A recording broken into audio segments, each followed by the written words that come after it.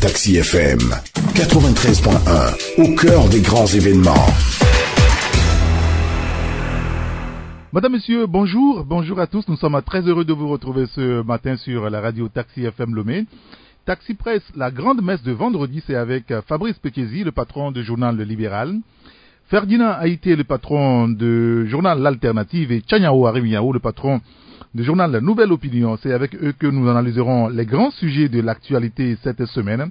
Vous comprendrez que nous reviendrons largement sur la situation conflictuelle aujourd'hui entre enseignants professionnels de la santé et le gouvernement togolais. Les enseignants, beaucoup plus les professionnels de la santé et le gouvernement se sont rencontrés déjà ce matin. Les autorités ont enfin décidé de mettre en place un groupe de travail qui a pour mission de réfléchir et de proposer d'ici à la fin du mois d'avril des solutions aux problèmes ou aux points entendus pour être discutés. On pourra revenir sur le sujet. On reviendra également sur l'arrestation du responsable du REJAD et l'audition d'un certain nombre de journalistes, Jérôme Sosso de Triangle des Enjeux, Médard Ametepe du quotidien Liberté et Abi Alpha depuis ce matin. Il est le patron du journal Le Rendez-vous. On évoquera tous ces sujets avec mes confrères. Taxi FM 93.1. Retour en studio avec mes confrères avant de les avoir au micro. Puisqu'ils sont déjà en studio, il y a le journal Liberté qui est dans le kiosque ce matin. Le matin, on ne l'avait pas eu véritablement. Alors, le confrère ce matin parle de la législature 2013-2018 et la question des réformes. 5 années d'échecs et de dérives des députés RPT Unir. C'est ce que vous lirez dans le journal Liberté ce matin. Dialogue et manœuvre politicienne, l'autre manège du pouvoir pour retarder les discussions. C'est le titre d'un article à lire dans le journal depuis publication du rapport du REJAD et du RAIDHS. Les directeurs de Liberté et de Triangle des Enjeux entendus par le SRI. Vous lirez l'article à la page 6. Et puis Kofi Yamyan qui appelle le peuple à reprendre la rue. Tout cela à découvrir dans le quotidien Liberté ce matin. D'autres journaux aussi dans les kiosques ce vendredi. Vous pouvez lire le journal Le Tonnerre qui est dans les kiosques ce matin. Il y a le Canard indépendant également. Il y a le quotidien, l'autre quotidien Togo Matin. Vous avez le billet hebdomadaire L'Alternative, le billet hebdomadaire L'Union pour la Patrie, l'hebdomadaire La Voix du Peuple, Vox Populi. Vous avez le bimensuel L'Enquêteur qui aussi a abordé pas mal de sujets, notamment la question de la crise politique avec les constats et le dialogue de sourds. Tout cela a découvert donc dans le journal L'Enquêteur. Il y a aussi d'autres journaux, il me semble, L'Éveil de la Nation. L'éveil qui est aussi dans le kiosque ce matin. Voilà donc des journaux qui sont dans le kiosque ce matin. En tout cas pour ce que nous avons avec nous en studio donc ce vendredi. Vox Populi, l'Union pour la Patrie, l'Alternative, L'Enquêteur. Vous avez Liberté, vous avez aussi l'Éveil de la Nation, le Canard indépendant, le Tonnerre. Voilà les journaux qui sont dans le kiosque ce vendredi.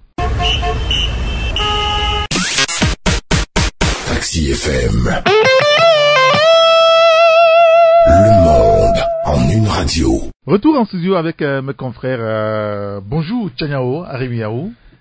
Eric, bonjour. Bonjour aux auditrices et aux auditeurs de Taxi FM. Merci de nous avoir rejoints. Merci. Bonjour Ferdinand Haïté. Bonjour. Bonjour. Oui, bonjour grand citoyen d'État. Bonjour à tous les auditeurs et tous ceux qui nous écoutent. Alors, vous vous rappelez, vendredi dernier, nous avons parlé de cette affaire de Gaiman. Vous étiez insurgé contre le fait que le gouvernement togolais n'a pas communiqué autour du sujet. On pourra dire que vous avez été entendu puisque dans la soirée, il y a un communiqué qui a été diffusé par la télévision togolaise, repris par la presse entière. Et puis on a vu que des arrestations avaient commencé. Et puis aussi, hier, en cours d'une conférence de presse, la police nationale a présenté certains hommes et femmes qui sont définis comme des gaïmans, extradés donc au Bénin. Ce matin, hier, il y en a 2 qui ont été brûlés au niveau de Kogan. Ce matin, il y a encore une arrestation à Lomé, je me rappelle du quartier. Ça veut dire que ce phénomène est réel, Tchanyao. Oui, mais est-ce que la dernière fois quand on en parlait, nous avions dit que c'était pas réel? Moi personnellement, lorsque je vois des choses comme ça, et je m'adresse directement à mes amis et confrères de l'autre côté, ceux du Bénin, qui nous avaient confirmé que c'était réel ce qu'on nous faisait entendre à Lomé. Et nous avions souhaité que la police et la gendarmerie togolaise essayent de faire le maximum d'efforts pour informer les Togolais.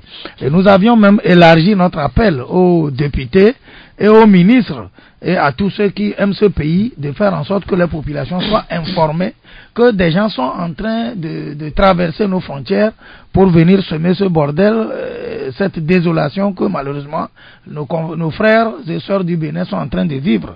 Dieu merci. Depuis le vendredi, nous avons vu que effectivement le gouvernement a pondu un communiqué, et puis après la gendarmerie et la police ont fait leur part, et qui a eu la main mise sur beaucoup de gayman, et finalement qui ont été dans la semaine extradés vers le Bénin. Oui, hier. Hier, bon voilà. Et donc je crois qu'il faut que nous continuions toujours par attirer l'attention de nos frères et sœurs togolais, et que les gens essayent de donner beaucoup plus de conseils à leurs enfants, que les gens soient beaucoup plus attentifs, parce que ce n'est pas parce qu'on a extradé 13 personnes qu'on va dire que le phénomène gayman est révolu. Et donc il faut que la prudence soit de mise pour qu'on continue par déceler ces gens-là et qu'on mette la main sur eux. Bon, hier vous avez dit, je l'ai aussi suivi sur les groupes, dans les groupes WhatsApp, des gens nous ont envoyé des messages où on disait qu'il y a eu 2 personnes qui ont été appréhendées, brûlées par les populations au niveau de Pogan. Bon, pour ce matin, je n'ai pas l'information qu'on a quand même mis la main sur quelqu'un, mais vivement, il faut que la vigilance soit de mise, que les Togolais soient beaucoup plus prudents, que nous soyons vraiment très regardants par rapport au mouvement de nos enfants, parce que c'est très important, c'est pour eux que nous sommes là, c'est pour eux que nous nous battons, c'est pour eux que nous travaillons. Alors, Ferdinand Haïti, mais il va falloir forcément faire attention à cette histoire de plaques d'immatriculation béninoise, et rapidement, on considère que ces gens-là sont des gayman. Il y a ce phénomène-là finalement qui aussi a atteint les populations.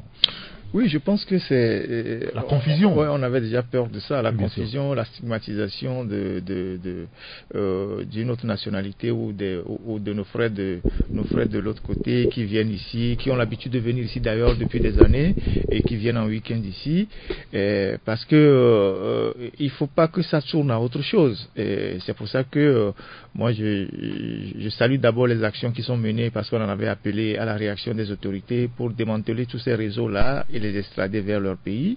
Mais nous en avons appelé aussi à ce que je nomme le renseignement citoyen, c'est-à-dire que vous êtes dans vos quartiers, vous observez des mouvements suspects, des individus qui n'étaient pas dans les quartiers, qui sont arrivés, il faut signaler ça au poste de police ou à la brigade de gendarmerie qui est à côté, mais il faut éviter de se faire justice, parce que lorsqu'on rentre dans la vindicte populaire, il peut y avoir des erreurs où on peut rentrer dans des règlements de compte, ce qui peut susciter de l'autre côté aussi des réactions contre des Togolais, parce que nous aussi, nous sommes dans d'autres pays, les Togolais vivent dans d'autres pays, et donc il faut extrêmement faire attention à ce genre de choses. Quand on appréhende quelqu'un, il faut le présenter au poste de police, ou s'il y a un chef dans le quartier, il faut l'envoyer dans la maison du chef qui se charge d'appeler la gendarmerie ou la police, plutôt que de vouloir se faire justice.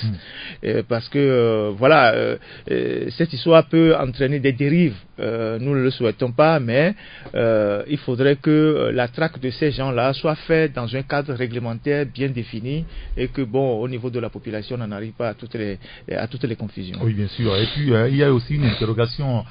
C'est Lomé où la traque était vraiment vive ces derniers jours. On a arrêté pas mal de ces gens-là. Maintenant, à l'intérieur, on ne sait pas ce que se passe réellement. Tapamé, on a entendu parler de cette affaire-là aussi. Mais dans les autres villes, les villages frontaliers du Togo au Bénin, on ne sait pas ce qui se passe réellement. Bonjour Fabrice. Bonjour à toi et bonjour à tous les auditeurs. Est-ce qu'il faut être aussi inquiet par rapport à l'intérieur du pays? Oui, bien évidemment. Je crois que c'est l'ensemble du territoire. Au prime abord, c'est vrai que ces criminels ont voulu faire de Lomé, la capitale, leur camp de retranchement, puisqu'ils étaient persécutés également de l'autre côté. Et naturellement, ici aussi, ne fait pas très bon vivre pour eux. Ils peuvent chercher d'autres endroits plus calmes, plus paisibles, où ils pourront d'abord se réfugier et puis voir s'ils peuvent continuer leurs activités. Et donc, je crois que c'est l'ensemble du pays qui doit être alerté, et que les gens soient surtout vigilants, et comme les autres l'ont dit, et ne pas vouloir régler soi-même les comptes.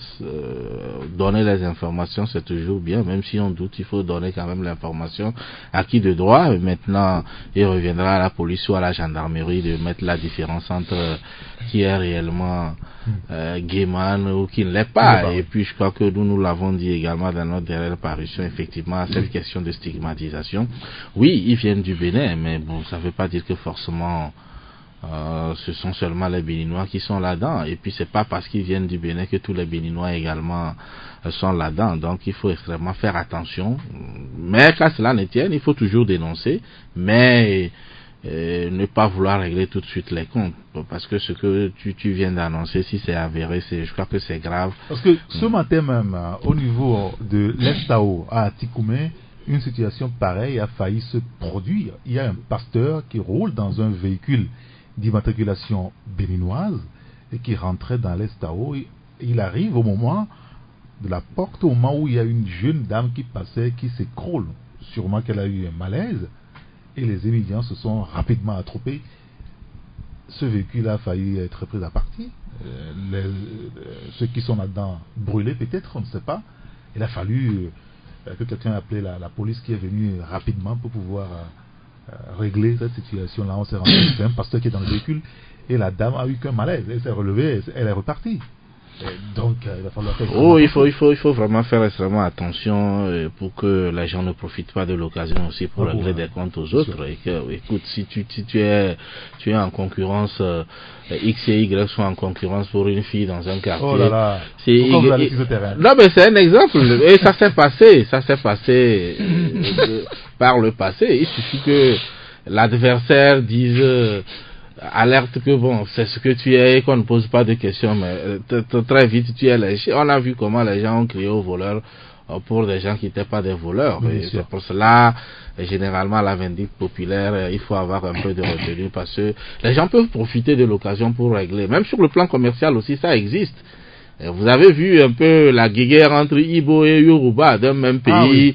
Bon, voilà, les Yoruba qui détenaient le commerce pendant longtemps. Entre-temps, les Ibo qui arrivent, qui prennent une bonne partie du commerce. Et puis bon, voilà, et cette histoire de disparition de sexe qu'on leur attribue. Est-ce que c'est vrai, est-ce que c'est pas vrai? Et donc bon, parfois aussi, les gens peuvent avoir des adversités sur un autre terrain, mais ils profitent de cette situation pour se régler les comptes. C'est pour cela qu'on ne dit pas aux gens de ne rien faire. Il faut le faire, mais dans un cadre réglementaire, il faut avertir celui qu'il faut, la gendarmerie et la police, et eux également, les forces de sécurité. Il faut aussi une petite sensibilisation à leur niveau. Ne pas céder aussi à la corruption.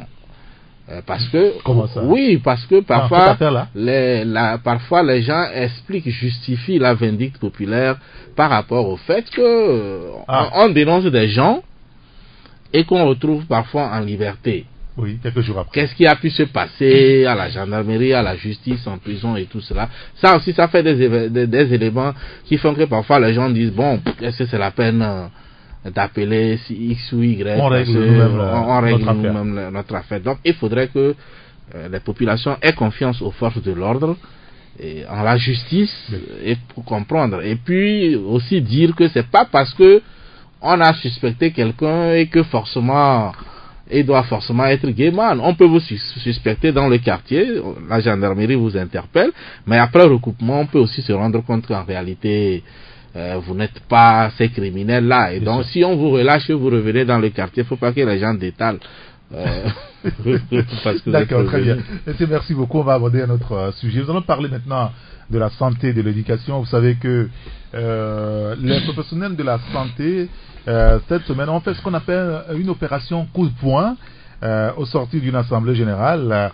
Ils se sont tous rendus au ministère de la Santé au cri de Midi Yawa, démission durant des minutes et des minutes. Après, ils ont été reçus par le ministre Moustapha Midi Yawa qui a discuté avec leur porte-parole et annoncé que dans les heures qui suivent, le Premier ministre va faire une annonce, un décret qui va être signé et donc dire qu'il va avoir un groupe de travail pour pouvoir régler le problème. Eh bien, justement, ce groupe de travail a commencé depuis ce matin. Je voudrais vous proposer la réaction du ministre Gilbert Bahora au cours de la discussion ce matin, au premier jour de ce groupe de travail.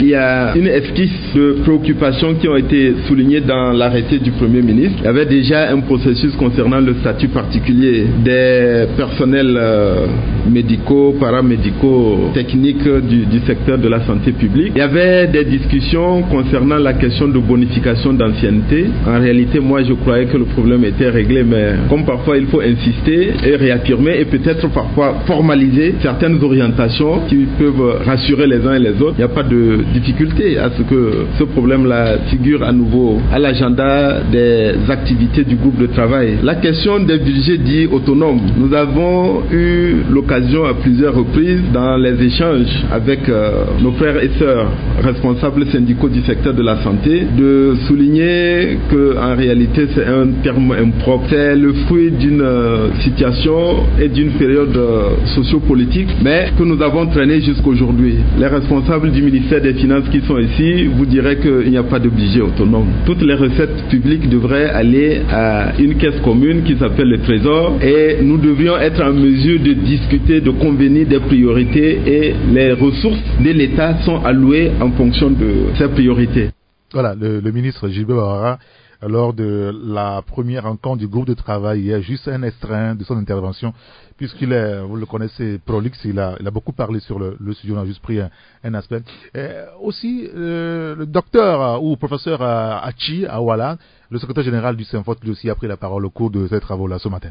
Cet arrêté pris par le Premier ministre ne varie pas du tout en ce qui concerne son contenu, sa mission et surtout ceux qui doivent animer les travaux au sein de ce groupe de travail. Nous avons aussi noté que vous avez insisté sur le fait que les ressources désignées pour mener ces réflexions vous paraissent déjà pas exhaustives et suffisantes. Parce qu'il y a des questions importantes qu'il faut aborder. Quand nous parlons de ressources humaines, c'est autant quantité, la qualité, le statut. Et nous avons les problèmes de ces différents ordres dans le secteur de la santé. Mais est-ce que nous pouvons parler de ces ressources sans par exemple les chefs de service, qui sont ceux qui conçoivent et qui coordonnent les activités, qui administrent au quotidien les services hospitaliers? Est-ce que nous pouvons travailler efficacement dans ce groupe sans le directeur des formations sanitaires? Est-ce que nous pouvons parler de la formation? Parce que nous voulons que notre ministère puisse former ses propres ressources humaines. Parce que le ministère de la Santé ne doit pas être obligé d'utiliser les ressources d'autres ministères. Il faut une politique au sein du ministère de la Santé qui forme les ressources. Est-ce que nous pouvons parler de la formation en adéquation avec les besoins sur le terrain sans que le ministère de l'Enseignement supérieur soit associé? Est-ce que nous pouvons travailler efficacement sans que le ministère de la Planification y soit?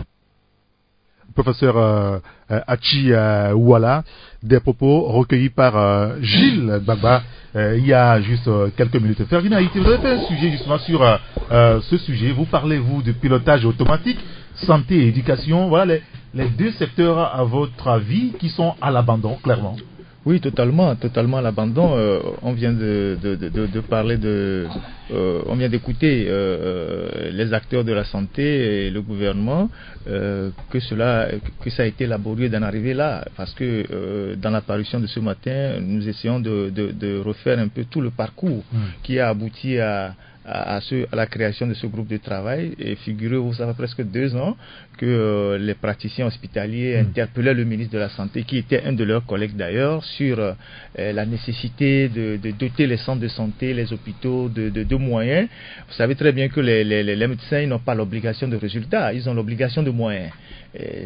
C'est comme ça qu'eux-mêmes le disent. Ils ont l'obligation de moyens. S'il n'y a pas de moyens, ils ne peuvent pas soigner. Et donc ça fait 2 ans qu'ils sont là à solliciter des audiences qui n'ont jamais été obtenues, à courir derrière leur ministre, à faire des grèves, à faire des sit-ins. Le monsieur n'a jamais bougé de son ministère. Il a fallu les grèves sèches de ces jours-ci pour que toute la population se révolte, mais il était toujours impassible. Et le mardi dernier, ils ont été obligés d'envahir le ministère à la surprise générale, et du coup le ministre sort maintenant de son fauteuil et dit bon, un groupe de travail va être créé.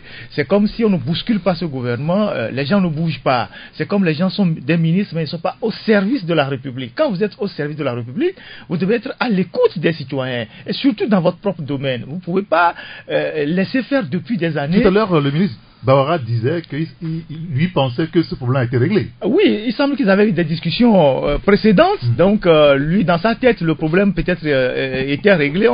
Ils viennent autour de la table, ils voient que le problème est toujours là. Ça veut dire qu'il n'y a même pas de suivi. Vous voyez. Et donc, mais finalement, on a été obligé de prendre un arrêté dans la précipitation, un arrêté du Premier ministre pour créer un groupe de travail. Et vous avez entendu toutes les insuffisances que le professeur Ouala vient de relever par rapport au groupe de travail, en disant sur tel aspect, voilà telle insuffisance, sur tel aspect, il était très méthodique. Du coup, on voit que ça a été fait dans la précipitation et qu'il y a des sujets qu'on doit aborder. S'il n'y a pas certains partenaires, s'il n'y a pas certaines personnes, ces sujets ne peuvent pas être abordés. Et vous savez, au Togo, quand on crée les groupes de travail ou les commissions, en réalité, c'est pour enterrer les dossiers ou enterrer les revendications. Est-ce que vous pensez peut-être Fabrice, vous avez évoqué, on donne la parole à Chenao, déjà dans votre parution, votre dernière parution, vous parlez justement de cet appel des praticiens hospitaliers à la démission du ministre Midji Awa-Karman. Oui, bien évidemment, et finalement on a l'impression que c'est le point sur lequel il fallait agir pour que le ministre se rende compte quand même des problèmes qu'il y a. Quand on parle de sa démission, je crois que c'est l'AICR, je ne sais pas. En tout cas, toutes les promesses, ou du moins, même si elles étaient là, et on a senti une réaction lorsque il y a eu cette descente dans les locaux du ministère et qu'on a scandé le nom du ministre appelant à sa démission. Et donc, bon. Alors, la question est, est-ce qu'aujourd'hui, le gouvernement attend l'affrontement avant de réagir? Oui, je crois que c'est ce qu'il fallait forcément éviter. Quand vous donnez l'impression comme s'il faut vous secouer avant que vous ne réagissiez, à un moment donné, ce n'est pas bien. C'est pour cela, moi, je disais que ce soit au niveau des enseignants comme dans d'autres domaines, même dans les secteurs où on ne grève pas, c'est pas parce qu'il n'y a pas de problème. Il faut parfois surprendre les gens, c'est-à-dire dévancer les événements en réglant certains problèmes avant même que les gens ne réclament. Et quand vous le faites, le jour où il y aura une réclamation et vous allez dire aux gens, bon voilà, nous avons telle difficulté, nous ne pouvons pas régler telle durant telle période, on va vous comprendre. Et vous pouvez vous servir des exemples où vous avez anticipé pour dire, bon, par exemple, ça là, nous l'avons fait, vous n'avez pas réclamé avant qu'on le fasse. Si on ne fait pas ceci, c'est parce qu'on a tel problème. Mais quand vous prenez le secteur de l'enseignement, peut-être que quelqu'un peut me démentir, mais quand on vous descend ici, tout ce que les enseignants ont obtenu depuis des années, ça a été fait à l'issue d'une grève, d'une revendication. Et donc quand c'est comme ça, ne soyez pas surpris que les gens utilisent ça comme l'arme qu'il faut pour avoir ce qu'on souhaite, et c'est ce qui n'est pas bien. C'est vrai que la grève l'est reconnue, mais à chaque fois qu'on fait une grève, on réclame et vous donnez satisfaction. La prochaine fois, il faut faire de telle sorte que les revendications qui ne sont pas encore satisfaites et qui peuvent faire l'objet d'une grève, vous pouvez faire l'effort de les régler avant même que les syndicalistes se réveillent. Et quand c'est comme ça, je crois que le problème de confiance qu'il y a aujourd'hui entre les syndicats et les gouvernants va être un peu, le fossé va être un peu réduit.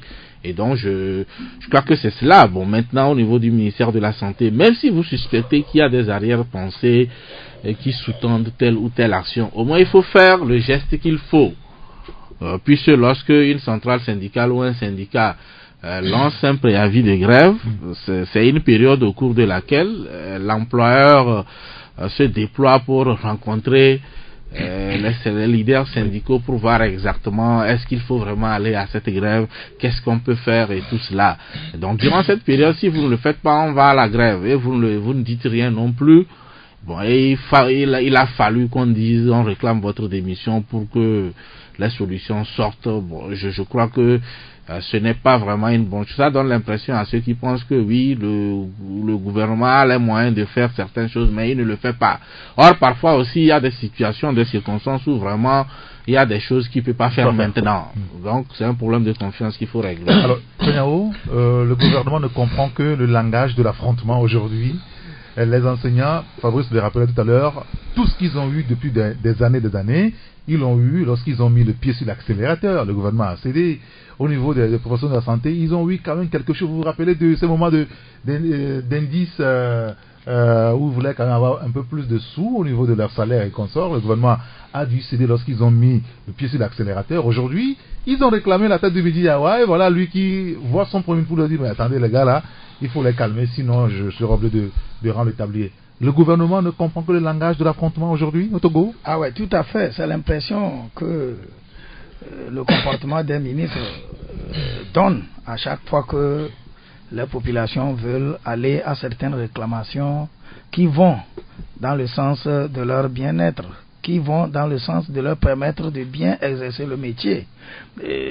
Par rapport aux enseignants, nous avons vécu la même situation.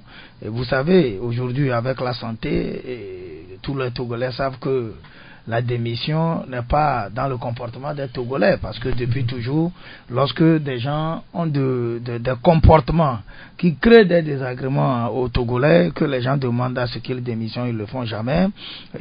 Donc Midi Yawa, depuis un bon moment, quand il est venu à la tête du ministère, les gens avaient poussé un ouf de soulagement, parce que le professeur de son état, il connaît bien le domaine, il connaît le secteur, il connaît les difficultés du secteur, parce que il le connaît, puisque si vous allez quelques années en arrière, au moment où Midi Yawa n'était pas ministre, je crois qu'il faisait corps de toutes les revendications que ses collègues faisaient passer. Donc aujourd'hui à la tête, les gens ont cru et ont eu confiance en se disant que bon voilà un des nôtres qui est aujourd'hui au devant de la scène, qui connaît nos problèmes et qui va rapidement anticiper. Et je crois que ce mot manque aussi dans le jargon de ceux qui sont aux affaires, surtout les ministres et les grands décideurs. Ce jargon, ils ne l'ont pas. Parce que moi je crois que Togolais que nous sommes, il n'y a aucune nouveauté.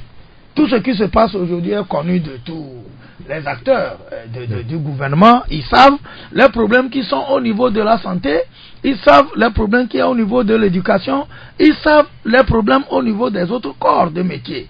Mais comme Fabrice l'a dit, il faut toujours attendre que les gens commencent par se bousculer et finalement qu'ils passent au pire graduellement, qu'ils aillent à ce qui est plus sévère, qu'on commence par croire en eux. Et puis, n'oubliez pas que pour ces ministres, il y a cette façon de dire ça ne fera rien, ils feront rien, ils vont finir par s'étouffer, ils seront fatigués. Et je crois que c'est ce que Midi Yawa a appliqué. Il s'est dit, et il va, peut-être sûrement, il va rendre compte au Premier ministre, pourquoi pas au Président, lui dire que non, je connais le secteur, je connais mes amis, ils vont bientôt s'étouffer, laissez-les. Ils n'ont qu'à gréver, ils n'ont qu'à marcher, moi je les écoute pas, je tiens les câbles, je gère, jusqu'à ce que les gens commencent par demander, Midi Yawa, il faut partir. Alors il a vu la chose un peu sérieuse, c'est en ce moment qu'il commence par faire ce qu'il aurait dû faire un an plus tard, parce que ce qui se fait aujourd'hui, plutôt. Voilà. Ce qui se fait aujourd'hui aurait pu être fait depuis que Midi Yawa est venu à la tête du ministère. Il serait allé voir par exemple le Premier ministre, lui dire par rapport à mon domaine, je crois qu'il ne faut pas qu'on attende que les gens réclament, on peut leur offrir ça. Ce qu'on est en train de faire aujourd'hui, soyons sincères. Peut-être que le gouvernement n'a pas les moyens. Écoutez, ce qu'on est en train de faire aujourd'hui avec ce groupe de réflexion ou de travail, comment vous le baptisez, je ne sais pas trop. Groupe de travail, on finira par faire un geste. Et je crois que quand les gens ne réclament pas, et vous leur faites un geste, ils le prennent beaucoup plus au sérieux que lorsqu'ils viennent vous réclamer et que vous êtes obligé de faire des gymnastiques pour faire le petit geste. Midi Yawa aurait pu faire ce geste-là au moment où les gens avaient les bras croisés, ils observaient, ils vont dire voilà un bon ministre pour nous qui connaît nos problèmes et qui a commencé par nous chercher les solutions. N'est pas le décideur. Non, écoutez, il porte tout toujours, dépend. j'imagine, je vous dis quelque chose. Des médecins au Premier ministre, par exemple. Vous me direz, le Premier ministre, à la fin, vous direz Faure Gnassingbé. Oui. Faure Gnassingbé a mis des gens à la tête des départements ministériels. Ça dépend de quel langage ces ministres-là parlent à Faure. Si Mijiawa vient et expose, j'ai dit qu'il n'attend pas que les médecins ou le corps de la santé rentrent en grève et qu'il vient expliquer les vraies difficultés et qu'il propose qu'en attendant, parce que si nous ne le faisons pas, je connais les miens, ils finiront par un jour nous secouer. Donc faisons ceci, qu'ils puissent le calmer, Faure Gnassingbé comprendrait. Et vous ne me direz pas qu'aujourd'hui, à la fin de ce groupe de travail, au finish, si on ne fait rien, les gens ne seront pas satisfaits, parce que ce n'est pas une fois que les gens se sont retrouvés derrière des groupes de travail pour sortir des papiers signés de part et d'autre qui n'ont rien donné. Et cette fois-ci, on finira par faire quelque chose. Et c'est ce petit quelque chose que j'ai dit qu'on aurait pu faire quand les gens dormaient. Maintenant que les gens sont en éveil, quand vous allez faire ça, vous allez voir qu'ils vont dire que ce n'est pas suffisant parce que nous avons égrené tout un chapelet de difficultés, de problèmes et qu'on n'a jamais pu solutionner et qu'on est en train de solutionner la virgule. Alors aujourd'hui, la santé, on en parle parce que les Togolais sont malades tous les jours. Oui, mais je pense que c'est pas un problème de moyens, c'est-à-dire c'est un problème de bonne volonté. Vous savez, non, comment? Oui, il faut d'abord les moyens. Ouais, non, c'est un problème au-delà de bonne volonté, il faut les moyens. La santé n'a pas de prix, comme on le dit, comme l'éducation n'a pas de prix. Vous savez, il y a cela 2 ans, il y avait un projet, je pense bien, à l'époque où il y avait pas de ministre de la santé. Il y avait une période creuse là où il y avait pas de... Le ministre était ministre de la Santé. Oui, je crois. Oui, je crois. Et il y avait le secrétaire général du ministère qui s'appelait Napokura. Et à l'époque, on avait rattaché le ministère de la Santé à la primature avec les ministres près, tout ça. Ils avaient fait un projet d'équiper les 5 CHR des 5 régions et de matériel pour pouvoir permettre au personnel de bien travailler. Et je pense même que ça avait été budgétisé, on devait débloquer de l'argent. Et lorsque ce nouveau ministre est arrivé, il allait à l'Assemblée nationale pour balayer tout ça du revers de la main en disant, moi j'ai un plan quinquennal, le plan national de développement de la santé, et tout sera fait au bout de ce plan quinquennal. Et dans ce plan quinquennal, ils ont mis la contractualisation et tout. Pendant ce temps, pendant que, on essaie de trouver les moyens pour faire le plan quinquennal, les gens doivent se soigner. Bien sûr. Pendant ce temps, il y a quoi dans les hôpitaux? Il faut avoir les moyens pour se soigner avant d'arriver au résultat du plan quinquennal. Vous savez que, par exemple, hier, il y a eu un ministre qui a fait un malaise. Il a d'abord été acheminé dans une clinique avant d'aller au pavillon militaire.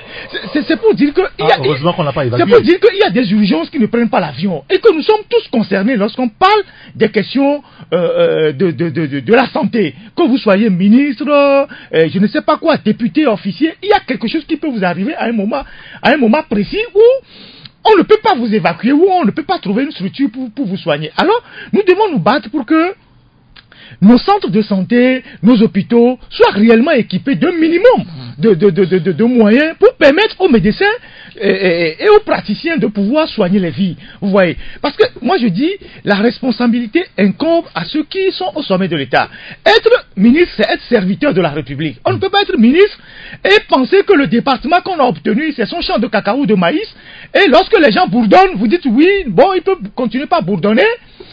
Moi, je ne vais pas les écouter jusqu'au jour où, je ne sais pas, le pire arrive. On a vu hier, par exemple, excusez-moi, le président Macron qui était dans un hôpital. Oui, il a été hué. Il a été hué, mais il a affronté les grévistes, disons-le. Les grévistes, il a écouté les gens. Il y a une femme qui l'a pris par la gorge. Il a dit, la femme disait des bêtises, ça crée des problèmes en France. Mais il est allé pour regarder, pour tâter du doigt les réalités, parce qu'il est au service de la République. Il ne se retranche pas dans son palais. Vous aimeriez avoir aussi... Non, je parle en général, parce que quand vous avez la responsabilité de gérer un pays, il faut aller au contact des problèmes. Il ne faut pas fuir les problèmes, il faut essayer de les régler. Alors, si le président français descend dans l'arène pour aller écouter les gens, encore que quand on parle des hôpitaux en France, nous sommes encore très loin, mais il y a des raisons de plus que chez nous ici, de temps en temps, que ce soit le ministre, le premier ministre ou le président de la République, les gens aillent dans les centres de santé, dans les hôpitaux pour voir comment est-ce qu'on se soigne. Je suis tellement surpris que depuis que ces événements ont commencé au niveau de la santé, plus de 3-4 ans, l'actuel premier ministre n'a jamais bougé de son fauteuil. Il n'est pas allé voir. C'est lui, si son ministre de la santé, lui, il a piqué la grosse tête, il ne veut pas écouter ses collègues. Le Premier ministre a l'obligation, lui, de donner des directives et aller au niveau des hôpitaux. Parce que on sent quand même que au niveau du gouvernement, tout est, je ne sais pas comment dire ça, tout est gelé. On voit que le gouvernement est ankylosé, voilà le terme que je cherchais, et qu'on ne bouge pas. Et on laisse le pays comme ça à la dérive dans tous les secteurs. On parle de la santé, il y a l'éducation où les élèves sont dans les rues, personne ne dit rien. Oui, les élèves encore à Lomé hier, ils étaient dans les rues de Lomé. Est-ce qu'un jour on finira avec ces problèmes de la santé et de l'éducation, Fabrice? Oui, mais bon, quand on écoute Ferdinand, c'est comme pratiquement rien n'est fait. Bon, je suis d'accord que ce n'est pas suffisant ce qui a été fait jusqu'à aujourd'hui, surtout dans le domaine de l'éducation, parce que beaucoup de choses ont été faites, mais il y a encore beaucoup de choses à faire. Ça, c'est une certitude. Donc, ce n'est pas les revendications ne sont pas farfelues, elles ne sont pas tirées des cheveux, elles sont réelles, ce qui est revendiqué. Mais quelque chose a été fait aussi, mais il reste beaucoup de choses à faire.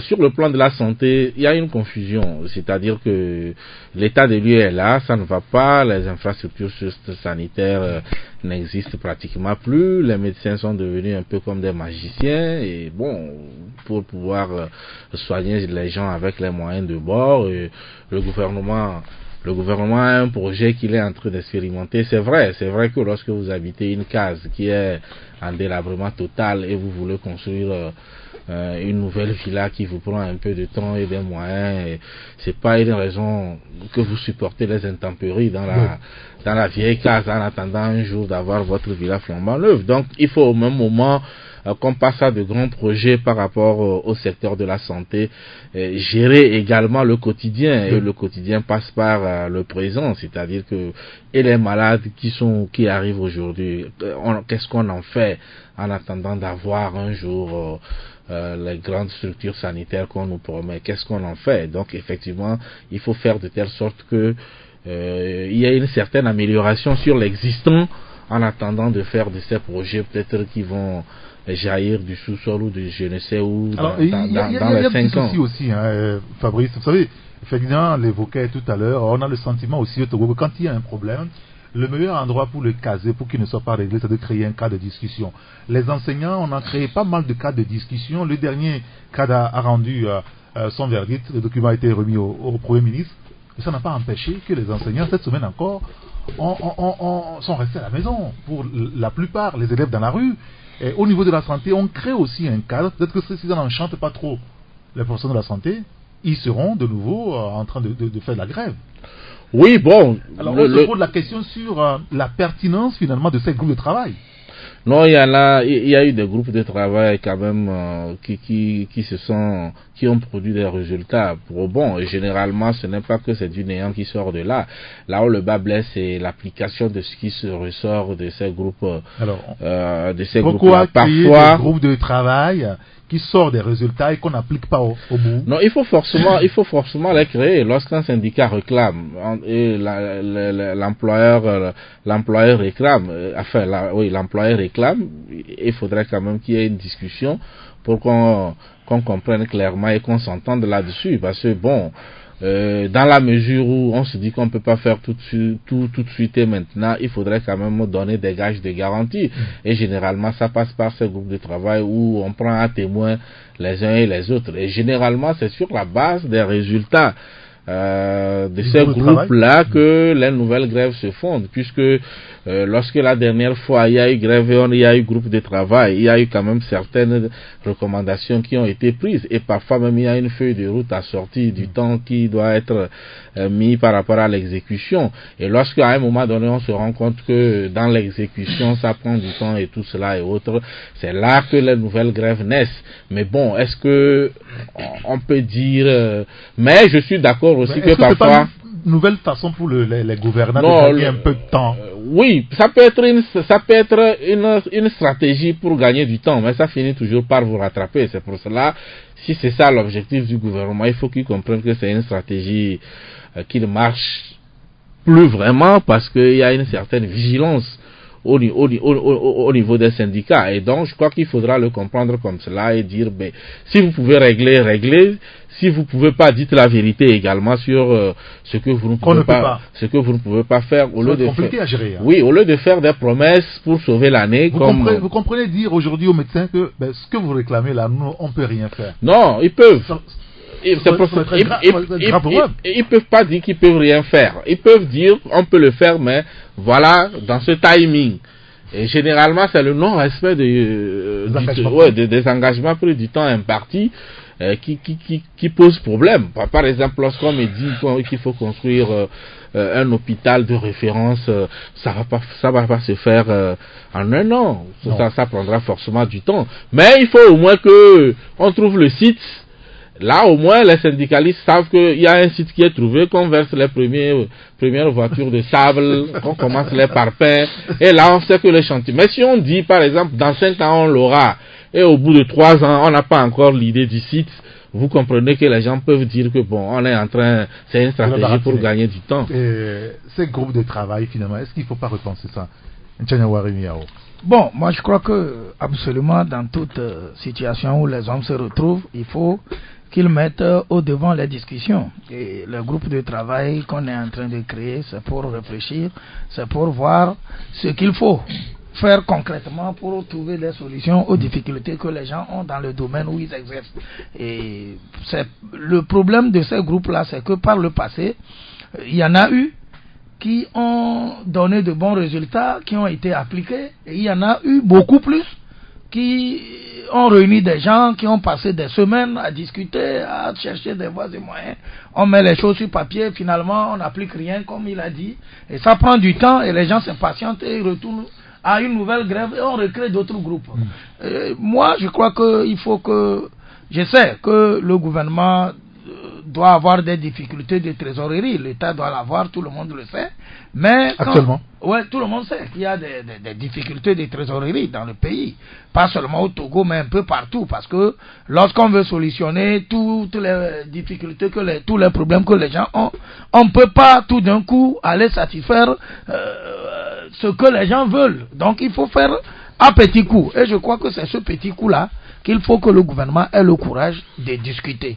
Si les gens veulent qu'on leur fasse une augmentation sur les primes ou sur les salaires, et que le gouvernement peut donner que 5 000 ou 10 000, qu'ils le disent clairement, que par rapport à temps, nous pouvons faire ceci, le temps qu'on puisse mettre en application. Ça, on l'avait décidé entre-temps, hein, augmentation de 5 000, 10 000 par rapport aux catégories, mais on s'est rendu compte que ça n'a pas réglé le problème des professionnels de la santé. Leur revendication première était revenue encore sur le tapis. Je crois que maintenant, là où nous en sommes aujourd'hui, est-ce qu'on peut solutionner tout?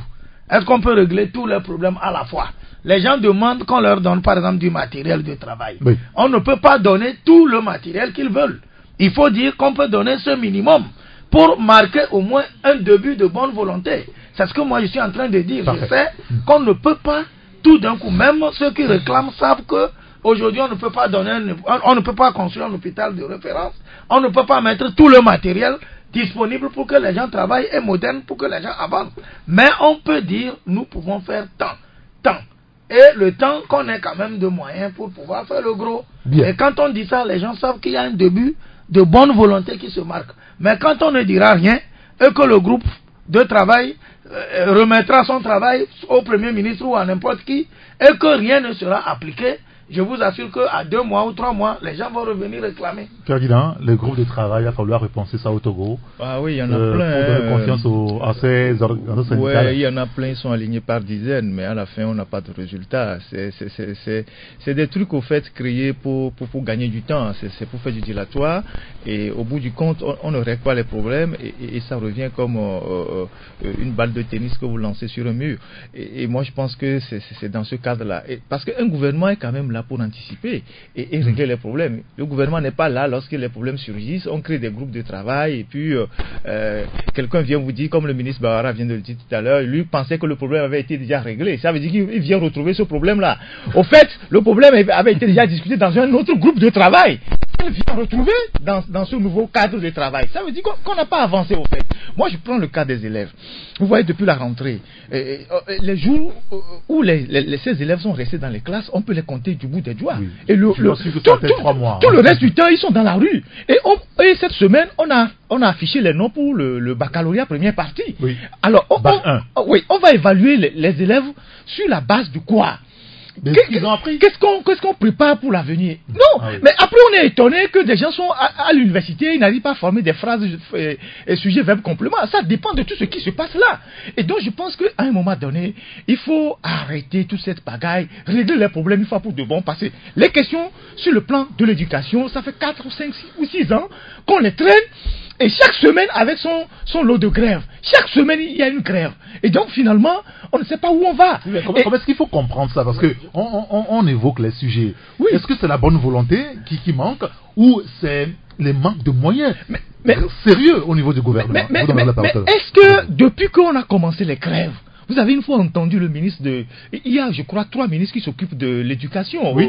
Le ministre de l'enseignement, le primaire et secondaire, le ministre de l'enseignement technique, et puis il y a un 3e. Est-ce que vous avez entendu un seul parmi eux prendre la parole pour au moins s'exprimer?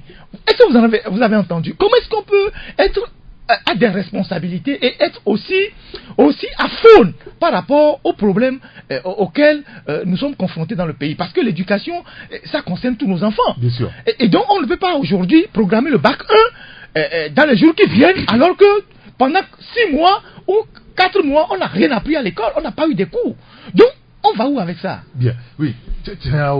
Non, moi je crois que quand vous allez au fond en cherchant à savoir tous ces problèmes que nous traversons maintenant, vous allez voir qu'il y a beaucoup de gens qui n'aiment pas ce pays. Et quand je le dis, je le dis pas. Non, mais écoute, regardez quand Faure Gnassingbé fait ses gouvernements, il fait l'effort maximum de mettre des gens qui sont la plupart du domaine à la tête de ces domaines-là précisément. Ce n'est pas Dessin qui le fait. Il le fait en se disant que ce que je suis en train de mettre ici, ils s'y connaissent dans le domaine, ils vont m'aider à faire marcher le domaine, ils vont faire à ce que, par exemple, au plan de l'éducation.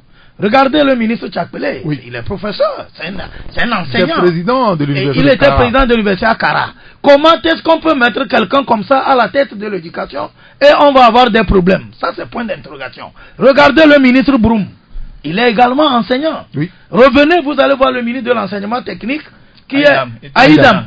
Il fut enseignant, proviseur, tout ce qu'il a été. Donc, revenez, vous allez voir au niveau de la santé, c'est Mijiawa, un professeur. Ce ne sont pas des gens qui sont tombés du ciel, c'est des gens qu'on a pris dans un domaine précis, croyant. Alors aujourd'hui, ils ont échoué carrément, c'est ça? Mais tous les problèmes que nous avons aujourd'hui, pas le constat de leur échec. Voilà pourquoi j'en viens. J'ai dit que toutes les difficultés que le pays traverse aujourd'hui au niveau de l'éducation, Ferdinand dit tout à l'heure que depuis là on n'a vu aucun ministre prendre vraiment position pour clarifier les positions et dire ce qui se passe concrètement. Les gens sont dans leur cabinet, ils sont au ministère, ils sont assis, et d'abord quand les gens commencent pas à poser des problèmes, parfois, j'ai dit et je continue pas à le dire, il y a des gens qui disent oh, laissez-les, ils vont se trouver, ça ne fera rien, bon de toutes les façons nous sommes là, et qui vont au premier ministre. Parfois, même s'ils ont l'occasion, ils vont dire au président de la République, je maîtrise le milieu, je sais quand même comment les prendre, je contrôle, parce qu'ils protègent leur portefeuille et ils refusent de faire ce qu'il faut concrètement faire. Faure Gnassingbé ne va pas être à la tête du Togo, il a toutes les charges que nous le connaissons aujourd'hui, il est au niveau de la CEDEAO, il est partout, avec tous ces problèmes, et revenir maintenant, descendre pour résoudre les problèmes de l'éducation. S'il fait le constat de l'échec, ce n'est pas tout le temps qu'il peut faire ce constat, vous avez vu? Non, mais écoute. Ça dépend. Attendez, écoutez. C'est lui le président de la République. Écoute, si on fait le constat de l'échec, ils ont échoué dans quoi? Bon, si tu veux quand tu dis que c'est l'échec, je ne suis pas en train de dire que c'est l'échec. Le constat que vous dressez, c'est un constat d'échec. Mauvaise volonté de ces gens-là à la tête des départements. Par exemple, le cas Mijiawa est un cas patent qu'on ne peut pas refuser. Non, je réponds. J'assume ce que je dis. Quand vous me dites qu'on a nommé des gens compétents dans leur domaine, dans le domaine de l'enseignement, le débat n'est pas autour des programmes scolaires. Ce débat-là manque cruellement. Oui, c'est-à-dire jusqu'aujourd'hui, on n'a pas encore posé le vrai. C'est-à-dire quand vous parlez de spécialistes, Les enseignants réclament l'argent. Je suis désolé. Comment vous l'appelez là, le ministre? C'est pas chercher l'argent. Oui, c'est pas Tchakwele qui sort l'argent. Donc on a beau nommer un professeur agrégé à l'université. Mais il connaît les problèmes. Il connaît les problèmes. Il connaît le plaidoyer. Il connaît les problèmes. Il les prend, il soumet. Mais ici c'est un problème d'argent. Si aujourd'hui on faisait le débat du genre, bon voilà, nous avons des programmes scolaires obsolètes et tout cela, là on peut aller sur le terrain du genre, mais on a mis des compétents dans le domaine, mais qu'est-ce qu'ils font? C'est un peu cela quoi. C'est-à-dire qu'aujourd'hui, toi Eric, tu es animateur d'une émission, mais si à la fin il n'y a pas l'argent, c'est toi, tout ton problème c'est de faire les émissions. Mais maintenant, oui, bien évidemment, maintenant, il y a une solidarité gouvernementale. Vous n'allez pas me dire que les ministres ne savent pas que quand il y a grève, il y a un impact sur le résultat scolaire. Non, ils savent. Mais quand ils vont aller soumettre les problèmes, et on va leur dire il n'y a pas l'argent, ils ne viendront pas vous dire que le ministre de l'économie et des finances a dit que ce n'est pas possible. Il assume. Et le vrai problème maintenant, c'est la question de la démission. C'est ce qu'on n'a pas dans nous. C'est pour cela que vous allez voir, il y a des gens aujourd'hui, on va les nommer à des postes, ils peuvent refuser parce que ça là, politiquement, ça va me desservir. Ah oui? Oui, bien évidemment. C'est-à-dire quand vous êtes un homme politique, par exemple, et on fait une pause, excusez-moi, on fait une pause, on revient sur le sujet. Car de tout cœur, nous tenons à vous informer. Taxi FM. Taxi FM. Taxi FM. Taxi Presse.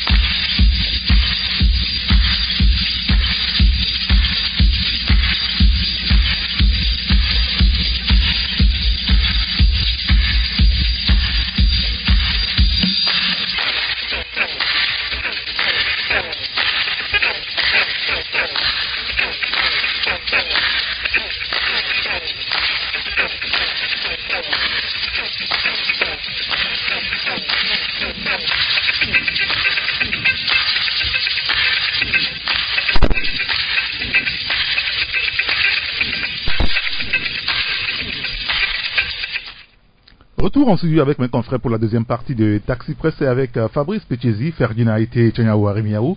Tout à l'heure, nous parlerons de la question politique et revenir un petit peu sur l'arrestation du président du REJAD, M. Johnson. On va en parler avec également les journalistes qui sont en audition depuis quelques jours. Hier et aujourd'hui, notre confrère Abi Alpha devrait toujours être au niveau du service du SRI pour être entendu, visiblement dans cette affaire également, puisqu'il fait partie des journalistes qui ont relayé, on va dire, le rapport du REJAD. Mais avant, on débattait toujours sur l'éducation.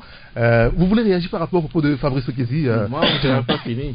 Non, bon, moi je voulais dire que Fabrice a intervenu en disant que les ministres on ne parle pas du fond de leur domaine. Qu'on ne parle pas du fond de leur domaine parce que les programmes sont des programmes adaptés que non, personne. C'est pas ce que j'ai dit. Non, c'est-à-dire qu'on ne parle pas de ce programme-là si les programmes sont adaptés ou non. Oui. Quand on dit que quelqu'un est spécialiste de quelque chose, on a envie de l'entendre sur le fond de ce domaine. Là où on peut vous faire des reproches, c'est quelle est la situation des programmes scolaires. Maintenant, les problèmes liés au ministère et à son fonctionnement. Aujourd'hui, les enseignants réclament l'argent. Oui. Les syndicats viennent dans votre cabinet, ils vous disent, nous voulons l'argent. Vous prenez, et avec toutes les analyses, vous allez vous soumettre au Conseil des ministres que voilà, dans mon secteur, c'est un problème d'argent. On interroge le ministre de l'économie et des finances. Il dit que ce n'est pas possible pour le moment. Mais quand vous sortez politiquement, il y a ce qu'on appelle solidarité gouvernementale. Et généralement, ils vous narguent avec des paroles. Maintenant, on dit qu'il y a certains qui ne savent pas parler. Non, ce n'est pas qu'ils ne savent pas parler, c'est parce que les gens ont trop parlé avant eux et rien n'a été fait. Aujourd'hui, le discours ne marche plus. Quand vous prenez les enseignants aujourd'hui, ce n'est pas le discours qui va régler leurs problèmes. C'est-à-dire, on leur a trop servi le discours, puisque quand tu es solidaire sur le plan gouvernemental, maintenant il faut trouver les mots pour calmer les gens dans ton secteur. Mais les prédécesseurs ont tellement parlé aux gens qu'aujourd'hui, le discours, ça ne marche plus. D'accord. Je suis désolé. Non, d'accord. Moi, j'étais en train de là, dire vous avez fini maintenant. Là où ces ministres sont, nous ne sommes pas encore là. Nous n'en sommes pas encore là, nous autres. Mais je crois que quand quelqu'un sort d'un secteur, j'ai dit que la personne connaît le quotidien du secteur d'où il sort. Et donc, ces ministres, par exemple, quand nous parlons du ministre de l'Éducation, j'ai parlé de Tchakpele, j'ai parlé du ministre Aïdam, et de Broun.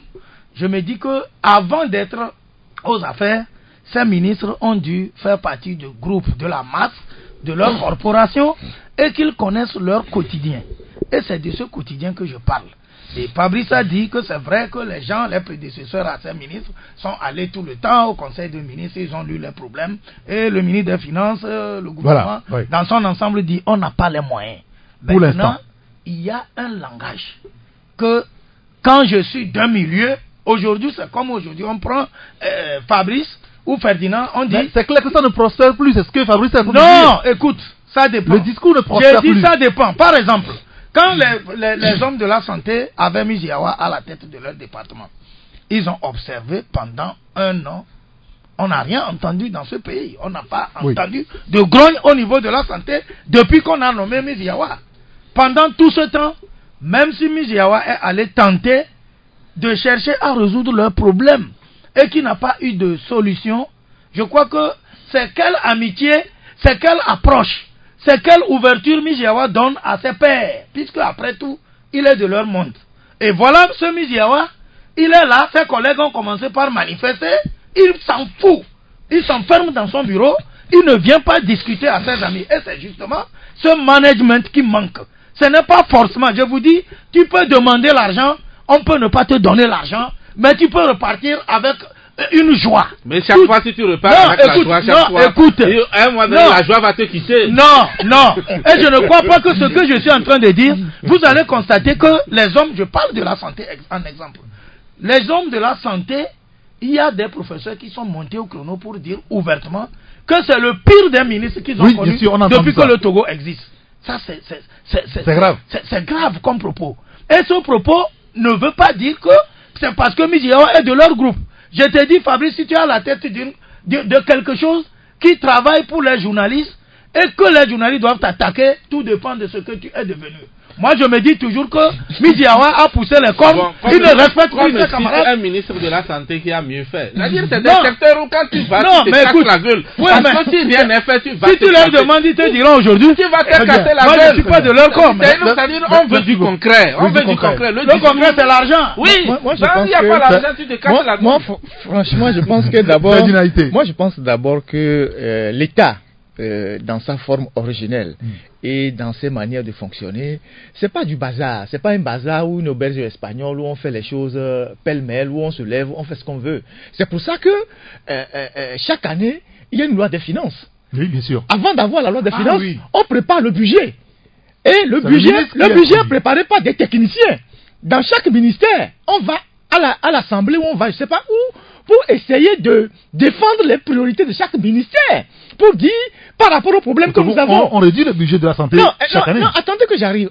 Par rapport aux problèmes que nous avons au niveau de la santé et de l'éducation, on doit augmenter le budget de jusqu'à tel niveau parce que nous avons tel problème à résoudre. Au niveau de la santé, on a tel problème à résoudre. Mais comment se fait-il que on élabore les budgets, c'est-à-dire que sous l'autorité du ministre, puisque le budget, la loi des finances, chaque département fait le diagnostic et énumère ses problèmes. Et les moyens qu'il faut pour résoudre ces problèmes-là. Et on ramasse tout ça, on fait une loi des finances. Et on va voter à l'Assemblée nationale.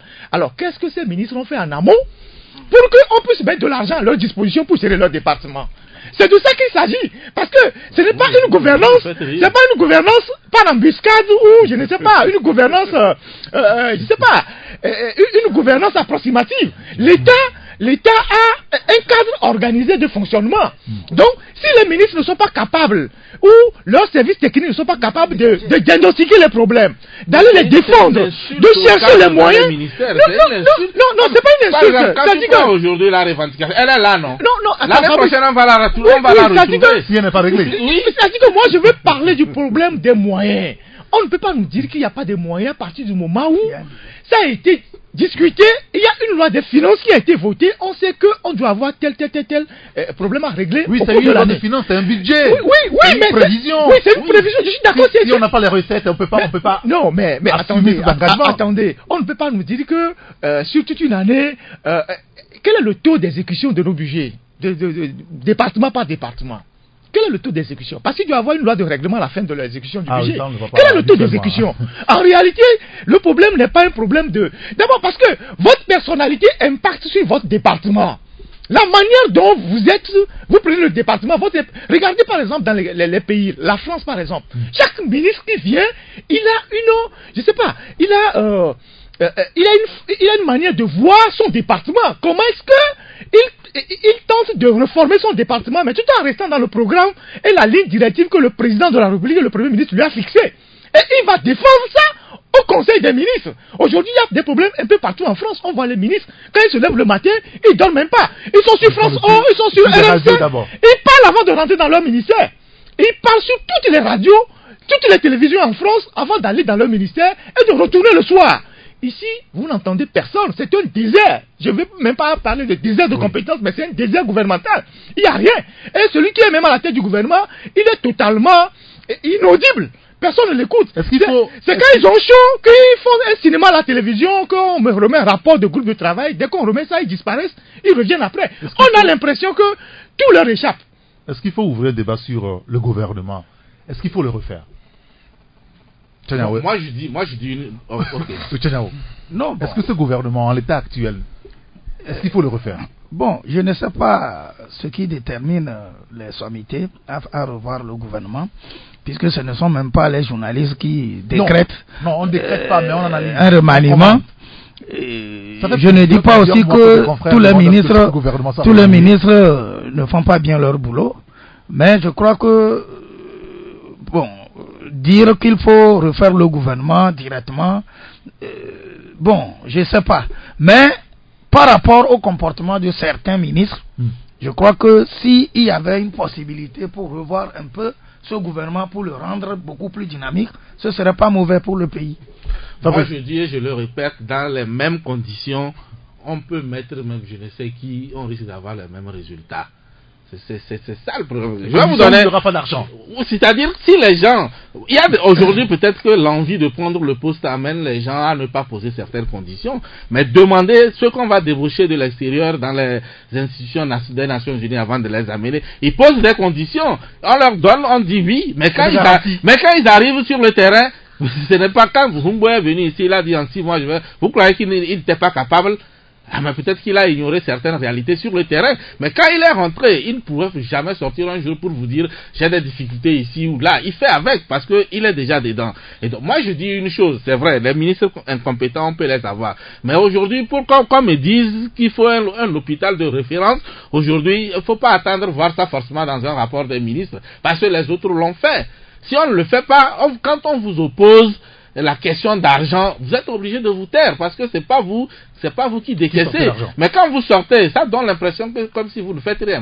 Quand on me dit aujourd'hui qu'au niveau des budgets, on n'a pas fait ci, on n'a pas fait ça, mais les gens, on a des cadres très compétents dans l'administration qui savent ce qu'il faut faire. Mais quand tu le fais et à un moment donné, vous êtes confronté à un problème d'argent à un niveau, qu'est-ce que tu peux faire? Mais là où le bas blesse, c'est que, quand tu demandes des choses, tu récoltes les insultes et tout cela, tu ne démissionnes pas, tu es là, on a l'impression que c'est pas le problème. Vous avez pris un entraîneur ici, il est venu avec ses conditions, vous avez cédé, il est là, non? Il est là. Et il continue par faire. Même quand si vous aviez pris un Togolais ici qui avait posé les mêmes conditions, vous ne le faites pas, il n'a pas les résultats, vous l'insultez. Bien sûr. Ouais, donc justement, quand quelqu'un pose les conditions pour faire bien son travail et vous ne lui donnez pas les moyens de le faire, ne soyez pas surpris demain, vous allez le chasser, ramener quelqu'un d'autre, vous risquez d'avoir le même résultat. On me dit que les ministres ont de la personnalité. Oui, je veux bien croire. Mais on a des ministères aujourd'hui. Vous pensez que qu'est-ce qu'un ministère de la culture peut peser? Vous voyez des gens, des ministères, on a l'impression que il y a tout là-bas. Mais au même moment, il y a des ministères où vous sentez qu'il n'y a rien. Ça aussi, c'est une réalité. D'accord, très bien, monsieur. Est-ce que c'est le ministre qui n'est pas bon?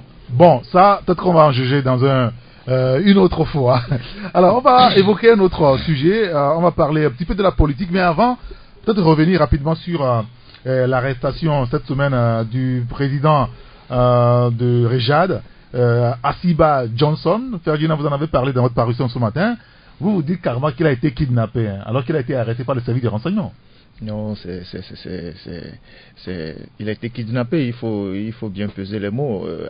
Vous savez, quand vous êtes dans un état dit de droit, il y a les manières pour interpeller un citoyen qui est en conflit avec la loi ou qui a un souci avec la loi. Oui. Si on estime qu'il y a un citoyen qui a produit un document et qu'il est recherché, on sait comment l'interpeller. On lui envoie une convocation, on le convoque chez un juge, tout ça. Mais kidnapper quelqu'un dans la rue et puis bon, l'embarquer, ça c'est des méthodes de la Gestapo, ça c'est clair, il faut être clair là-dessus. Et donc c'est ce qui est arrivé à ce jeune homme-là qui avait travaillé sur les violences et qui avait sorti un rapport qui est parvenu à nos rédactions et qui fait aujourd'hui l'objet d'interpellation ou de convocation plutôt. Oui. Je préfère ce mot parce que l'interpellation ça veut dire autre chose de nos confrères depuis hier au service de renseignement. Je pense pas qu'on appelle toujours les séries, je pense qu'ils ont changé le nom, ça s'appelle le SCRIC. Je cherchais la définition depuis quelques jours et donc et donc il y a le confrère de Liberté de Triangle des Enjeux ce matin à Abi, c'est d'ailleurs la raison pour laquelle il n'est pas avec nos studios. Oui, à Abi, selon nos informations, il a déjà été auditionné. On parle d'une première partie de l'audition. On attend toujours. Il serait toujours dans le bureau du commandant. Donc, moi-même j'avais été annoncé, je ne suis pas encore convoqué.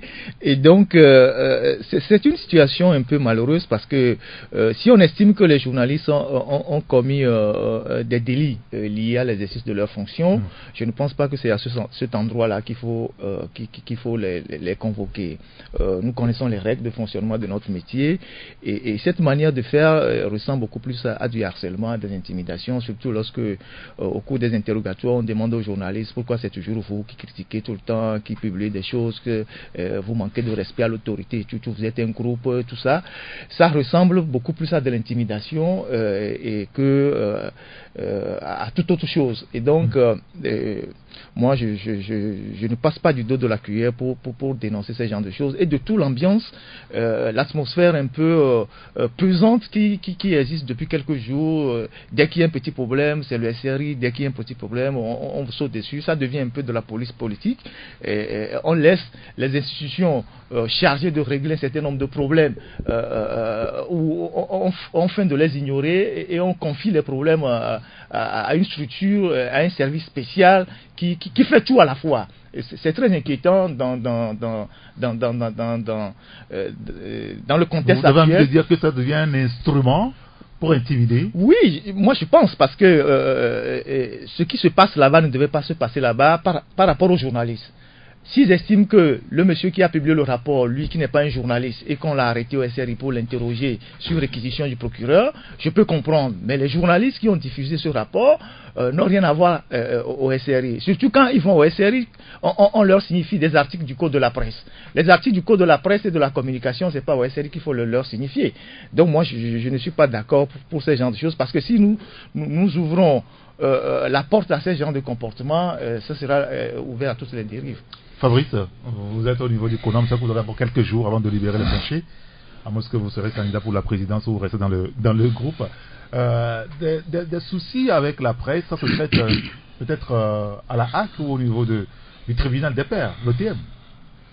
Non, je crois qu'au niveau de la HAC du tribunal, c'est comme si dans ma parution du lundi, je mets à la une Éric est voleur.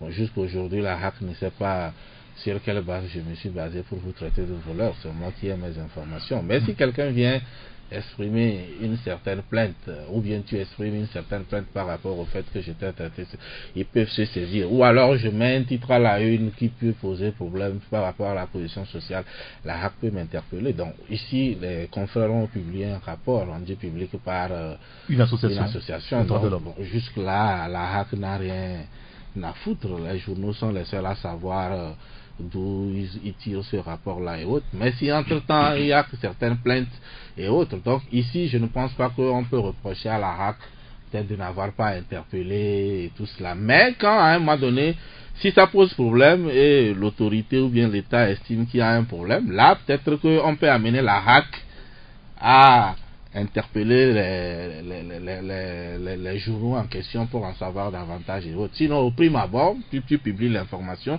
Si elle ne pose aucun problème, bon, tu es le seul à savoir d'où tu tires tes informations. Et donc, solidarité à tous les confrères qui sont convoqués au niveau du SRI. Mais maintenant, par rapport au rapport lui-même avec l'interpellation, je sais vraiment pas. Mais je sais que depuis la publication de ce rapport jusqu'à aujourd'hui, le temps est passé. Qu'est-ce qui s'est réellement passé? C'est maintenant on le prend. Est-ce qu'on le cherchait, on ne le trouvait pas et tout cela, et entre-temps on l'a retrouvé quelque part où on s'est dit bon, comme on le cherche, on ne le trouve pas, il faut qu'on l'embarque. Il faut qu'on l'embarque, je n'en sais rien. Mais le rapport lui-même, il est un peu cocasse. Il est un peu cocasse parce que moi j'ai eu l'occasion d'échanger un peu avec les auteurs du rapport. C'était dans une émission sur une autre radio, et là, les réponses qu'ils ont servi aux auditeurs le jour-là, vraiment, je suis resté j'espère qu'ils n'iront pas la même chose au niveau du SRI, parce que d'abord, quand vous prenez la couverture du rapport, il y avait d'abord une image trafiquée. Ils ont plaqué une image du Kenya où les militants d'un parti politique là-bas à l'occasion d'une élection présidentielle qu'ils ont assimilé aux militants du PNP. Je leur ai fait la remarque, ils ont reconnu que oui, que c'est le monteur qui a fait l'erreur et a pris cette image-là et autres. J'ai dit, ben, avant que ça ne sorte, vous ne l'avez pas vu. Il dit, ah, comme c'était déjà imprimé, c'était déjà le premier couac. Le second couac, c'est sur le nombre de morts. 100 morts, ils ont dit. Ils ont dit 100 morts. Et ils disent même que c'est possible qu'il y ait plus que ça. Mais maintenant, quand on leur demande est-ce que vous avez la preuve, ils disent non, ils ont la preuve pour 20 morts. Un chiffre comme cela qui se rapproche un peu à tout ce que les autres organisations ont fait. Mais ils disent que les autres, c'est sur la base des témoignages. Et donc, quand vous voyez des gens qui étaient censés aller sur le terrain, quand vous voyez tout ce qu'ils avaient comme image dans leurs documents, c'est des documents pris sur les réseaux, que toi et moi, tout le monde a pratiquement toutes ces images-là. Maintenant, ils parlent de fausses communes. Oui. Et là aussi, ce qui est ahurissant, on dit, ben, la fosse, c'est où? Ils disent que c'est quelque part vers Kégué. Et que quelqu'un a réussi à s'échapper de la fosse, c'est lui qui leur a apporté l'information. Or, toi et moi, quand on dit fosse commune, on ne s'échappe plus. Non. Et donc, bon, donc il y avait un problème, et puis la difficulté, même par rapport, surtout le monsieur, la difficulté qu'il avait à s'exprimer. Et Asiba Johnson? Oui, on se pose même des questions de savoir s'il est capable même de rédiger un tel rapport. Ouais, il avait du mal. Il avait beaucoup de cahiers devant lui pour une question, il fallait fouiller 2 ou 3 avant de répondre. Bon, je crois qu'ils sont en train d'assumer, bon, moi, c'est l'analyse du journaliste que je fais. Je crois qu'ils sont en train d'assumer, ils assument un rapport dont ils ne sont pas vraiment les auteurs. Parce que quand vous les posez, c'est des gens qui, à vue d'œil, n'ont aucun problème, et ils ont des difficultés même à l'usage. Pour des défenseurs de droits de l'homme, il y a des terminologies qui viennent aussi facilement. Parce que quand vous dites fausse et qu'on a mis les gens et que quelqu'un s'est échappé d'une fosse commune, alors que dans une fosse commune, c'est un charnier, on peut retrouver et tout cela et autres. Donc vous comprenez qu'en matière de droits de l'homme, ici, qu'est-ce qui a pu se passer? Je crois que ils vont s'expliquer devant le SRI. En tout cas, on espère que leur droit sera respecté lors de l'audition. On n'en sait pas beaucoup jusqu'à aujourd'hui, sinon jusqu'à ce matin, sur les conditions dans lesquelles il est détenu. Tchanyawa Rémia, vous d'abord sur le cas de nos confrères. Oui, bon, maintenant pour les confrères, moi je voudrais juste dire qu'ils sont déjà convoqués. que ce soit le lieu bien indiqué pour les écouter, ou que ce soit au niveau de la HAC ou de l'OTM ou ailleurs, ils sont déjà là. Donc, toute ma solidarité à leur endroit. Et je souhaiterais que tout ce qui se passe là-bas, c'est un souhait, qu'on ne brutalise pas les confrères, qu'on ne leur fasse pas porter des traitements inhumains, pour qu'à la fin nous revenions écouter ici qu'on a fait tant ou tant ou tant. Et donc nous apportons notre solidarité à ces confrères et nous souhaitons que les choses se déroulent normalement et que rapidement les confrères reprennent leur boulot. Et sur le rapport, je ne vais pas faire trop de commentaires, j'ai parcouru ce rapport. Je sais et je reconnais qu'à un moment donné, notre pays, le Togo, a connu des difficultés. Malheureusement, certains de nos compatriotes ont péri, paix à leurs âmes. Mais quand vous voyez tout ce rapport, la seule chose que je voudrais dire, c'est que les Togolais fassent l'effort d'aimer leur pays. Je voudrais dire que même si les gens sont dans les organisations de défense des droits de l'homme, qu'ils soient journalistes, qu'ils soient dans n'importe quel domaine, que chacun fasse l'effort de porter ce pays dans son cœur. C'est profond ce que je suis en train de dire. Oui, qu'est-ce que vous êtes en train de dire? Je suis en train de dire, parce que quand il y a des rapports comme celui-là, vous avez vu comment Fabrice a décrypté un peu le contenu de ce rapport. Je ne vais pas faire les mêmes exercices. Et si cela s'avère que des gens ont fait passer le Togo à un temps donné pour ce qui n'a pas été.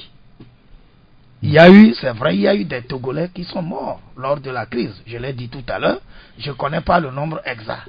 Mais si les gens ont gonflé le nombre de ces morts-là sans avoir vraiment la preuve à apporter, on a parlé de fausses communes. Si tel est qu'il n'y a pas de fausses communes, on a dit qu'il y a plus de 100. Si tel est qu'il n'y a pas plus de 100, l'objectif poursuivi c'est quoi? C'est pour que le monde entier voit d'un autre œil le pays. C'est ça que j'ai dit, que les gens fassent l'effort, dans quel métier qu'ils exercent, faire l'effort d'aimer le Togo. Parce que quand tu dis que ton pays, il y a des fausses communes, il n'y en a pas. Celui qui est de l'extérieur, ça a un résultat négatif sur le pays. Et c'est ce que je suis en train de dire directement, qu'on fasse l'effort d'aimer le pays.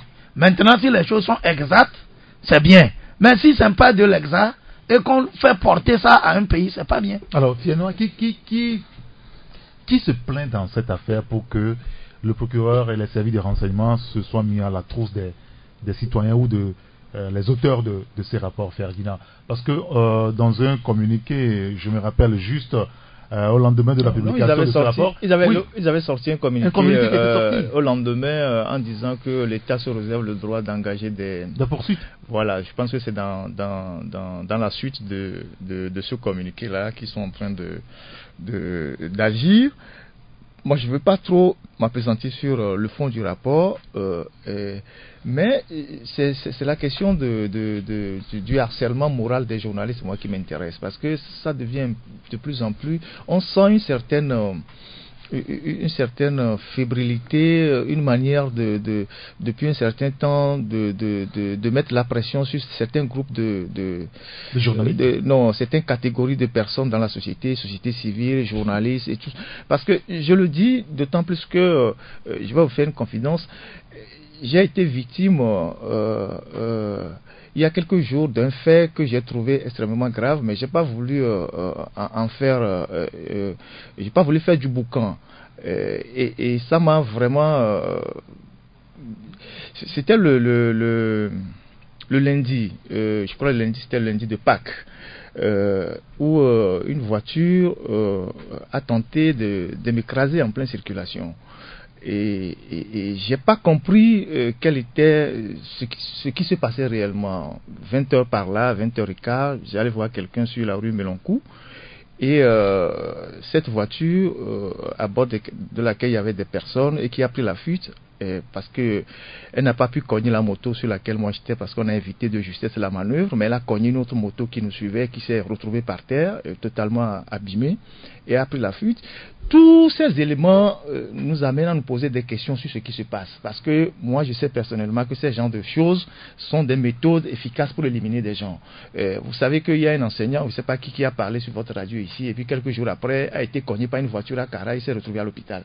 Donc, c'est l'ambiance même dans le pays qui nous appelle parfois à réfléchir sur un certain nombre de choses qui se passent. C'est pour ça que je dis, s'il y a des faits de ce genre et qu'on reproche des choses à des journalistes, il faut les convoquer là où on doit les entendre pour qu'on n'ait pas l'impression derrière il y a un projet de harcèlement ou un projet pour faire taire les gens.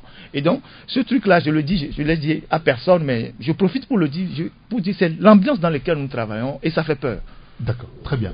Écoutez, on va aborder un autre sujet. On va parler véritablement de la politique et avec les discussions politiques. Il n'y a rien qui filtre finalement depuis plusieurs jours, depuis la suspension de la dernière discussion entre les acteurs politiques. Est-ce que l'espoir d'un consensus n'est pas en train de s'amenuiser finalement, Tchéniaou Arémiao? Bon, je ne peux pas dire oui, je ne peux pas non plus dire non, parce que les jets, les faits des uns et des autres. Oui, bon, puisque la dernière fois que le facilitateur était chez nous, il a parlé toujours d'une suspension provisoire. C'est une suspension. Donc, on a connu une première au moment où les gens étaient en train de tenir le même discours. Si les espoirs sont perdus totalement, on a vu le dialogue reprendre pour cette suspension que nous sommes en train d'observer. Et donc là, je me dis qu'on attend de voir les jours à venir, mais il ne faut pas que les acteurs aillent de très vite en besogne. Parce que je sens que depuis que le facilitateur est parti, les gens sont en train de faire des méli-mélos pour reprendre peut-être les activités qu'on leur avait connues.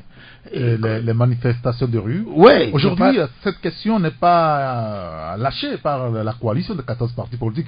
Oui, je sais. Ce n'est pas exclu que demain ou la semaine, on les voit. Il y a même, ça dit, c'est déjà annoncé. C'est comme la semaine prochaine, les gens... Il se peut que les gens marchent. Bon, moi, je dis qu'il faut que de part et d'autre, au niveau du gouvernement, aussi bien que de la coalition, que les gens fassent l'effort d'observer les interdits. Et voir si le facilitateur va encore reprendre son bâton de pèlerin pour nous aider ou que c'est fini. Il ne faut pas que les gens d'eux-mêmes décrètent la fin du dialogue alors que le facilitateur ne l'a pas encore dit. Et si les gens le font et qu'ils retournent à leurs amours, je crois que c'est pas bien pour les lendemains que le pays attend. Donc c'est pas bien. Il faut observer, il faut que chacun se retienne, même si des gens brûlent d'envie de jouir dans les activités qu'on leur connaît. Il faut qu'ils attendent un peu et qu'on observe et voir si le facilitateur va relancer le dialogue ou pas. Non, bon, je crois que c'est compréhensible. Hein. Pratiquement tous les Togolais, tous les camps, les gens sont impatients, ils veulent vraiment qu'on en finisse et que par rapport à ce dialogue-là, mais malheureusement ils ne font aucun effort également pour qu'on en arrive là, parce que si vous vous rappelez les sujets sur lesquels les points sur lesquels ça a chopé, c'est des points très délicats sur lesquels les gens n'ont vraiment pas envie de bouger, et quand c'est comme ça aujourd'hui on peut pas faire un reproche au facilitateur, hein, parce que lui joue, c'est une diplomatie. C'est-à-dire au moment où ils ne sont pas ensemble, ça ne veut pas dire que rien n'est fait, sûrement qu'il y a des apartés pour voir. Puisque si on programme tout de suite une autre date pour une rencontre, et on revient et les gens campent toujours sur leur même position, bon, qu'est-ce qu'on fait? On risque de dire que c'est terminé. Donc je crois que ce silence-là, ce temps de silence-là, peut-être diplomatiquement lui permet de voir s'il peut encore glaner quelque chose, mais ça ne saurait également s'éterniser. S'il ne glane rien, le temps avance et il a l'impression que les deux camps restent arc-boutés sur leur position. Bon, il finira par s'en laver les mains. Non, je crois que le président... Vous faites partie de ceux qui croient plus trop.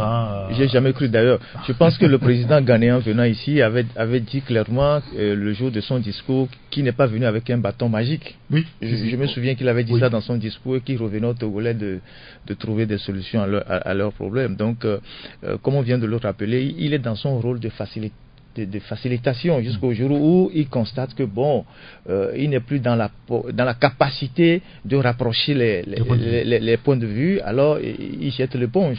Mais moi je tiens à dire que sans rapport de force, aucune ligne ne bougera.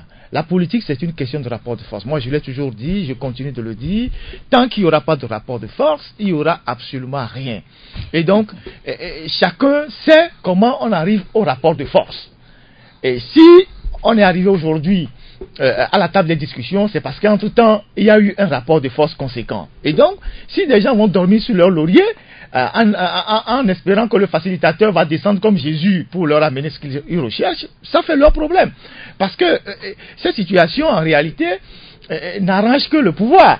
Eux, ils continuent tranquillement de dérouler le processus électoral, alors qu'on a dit, bon, on va tout arrêter en attendant. Les SNI ou les démembrements sont en train de fonctionner. On est en train de réinitialiser les kits électoraux avec ZETES. On programme la révision des listes électorales. Le référendum est fixé sur le 29 juin. Et donc, on a eu une date déjà? Oui, si. 29 juin. 29 juin. Et donc, si ceux qui sont en face pensent que bon, ils vont attendre le facilitateur pour que lui leur ramène, je sais pas quoi, le Saint Graal. Bon, ils vont attendre longtemps, le régime va avancer. Donc c'est une question de rapport de force. Je pense que ceux qui sont dans l'opposition ne sont pas des gamins, et ils savent ce qu'ils sont en train de faire, et j'espère que bon, ils comprendront le jeu qui est en train de se faire devant nous et prendront leurs responsabilités. Et le peuple est là, ou le peuple qui veut le changement, pour leur demander des comptes in fine. Très bien, écoutez, on suivra tout cela de près. Messieurs, merci beaucoup.